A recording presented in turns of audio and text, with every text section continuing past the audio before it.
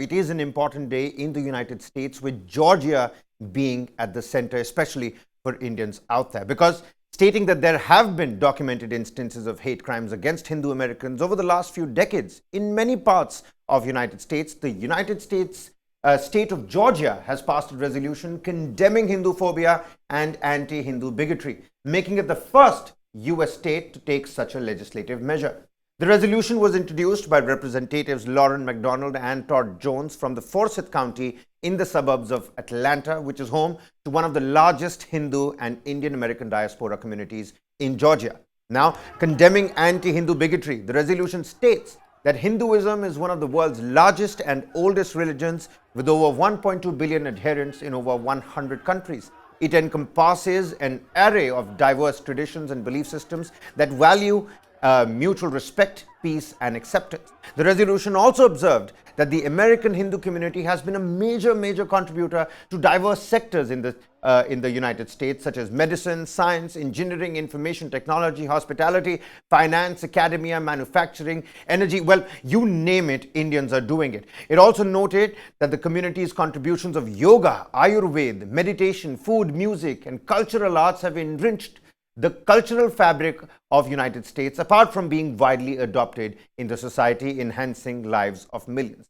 So what and how does this legislation impact the lives of Hindus, not just in Georgia, but other states as well? The timing of it, amid calls of galvanizing khalistani support, and what is Hinduphobia and why we must challenge Hinduphobia. To talk more about that, I'm being joined by my colleague Pankaj Mishra here in the studio. Also with us on the broadcast soon is going to be Ambassador Deepak Vora, former diplomat. But, Pankaj, just to get the ball rolling here, right. Firstly, for the benefit of the viewers out there, quickly, in layman term, what is Hinduphobia? And if I've missed out on any salient feature or point from the resolution, do help the viewers with what the resolution that has been passed by Georgia is all about.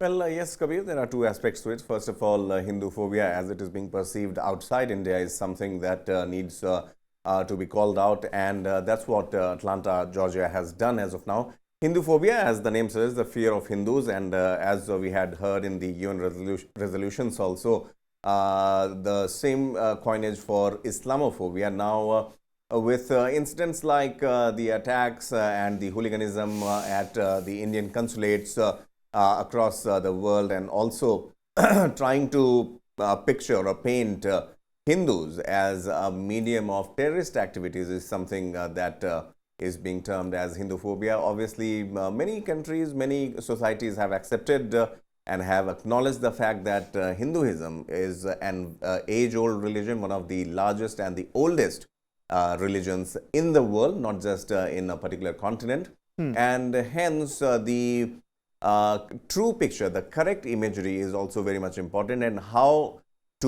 best to tackle those forces which try to diminish or tarnish the image of Hinduism is something that the groups, there are so many groups, not just in the US but also in the UK, who are trying to work towards that. And Atlanta, Georgia has become the first state in the US to bring a legislation against it, which means the protection of Hinduism, to put it in layman's term, how the religion Hinduism should not be painted into the wrong picture without verified facts, obviously.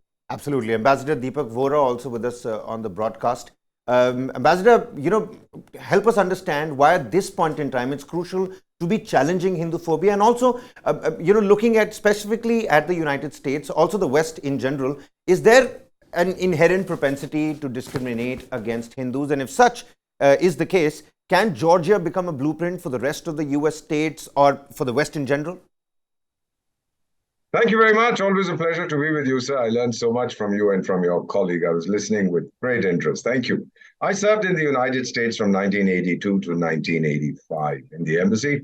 Atlanta was my favorite destination. The then mayor, a fellow called Andrew Young, who's now over 90 years old, was very active, very fond of India.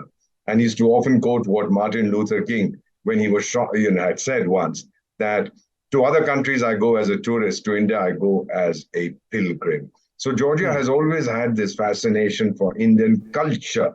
If I may use the term, it's Indomania. What we are seeing today in the world, sir, is the coexistence of Indophobia and Indomania. Now, Indophobia is the term referring to negative feelings, fear, etc., of the Republic of India, Indian people, Indian culture. Indophobia is, in the context of anti-Indian prejudice, means that they act negatively, etc. But at the same time, we also have Indomania now sweeping the world, sir, whether it's the International Day of Yoga or whether it's Ayurveda or whether it's whatever has to do with India in the United States. I go there twice a year. You'll see that this frightens a lot of the old colonials who thought that they were masters of the universe. What is also happening that people of Indian origin, Indians, the Americans are too dumb to distinguish between the religion of one Indian and another. They just think everybody who comes from there is a Hindu, and therefore they should, whatever they have to do, they have to do.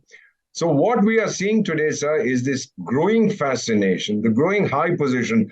Joe Biden's cabinet, I think half of them are of Indian origin, apart from the vice president, etc. We have an Indian prime minister, Indian origin prime minister in the United Kingdom, several Indian origin people heading Latin American countries, Caribbean nations, Mauritius, etc. Whatever it is, sir. The reality is that these two trends exist simultaneously, and what the example of Georgia shows, that it is the trend towards Indomania, appreciation, knowledge of India, the desire to learn more, that seems to predominate. And there'll be some chaps like these fellows you're showing on your screen, a few Khalistanis, etc., who go around trying to create violence. There, the American, when I was posted there when Mrs. Gandhi was assassinated, they also came out and screamed outside the mission. And I did ask the Americans that, why don't you do something? They said, look, we need to identify these characters. Now that we know who they are, we'll deal with them appropriately. Many of them were dealt with, if I may say so appropriately. So, sir, for a long time, you're going to see these two conflicting trends because a lot of people now in the United States, see, the China dream is over, sir.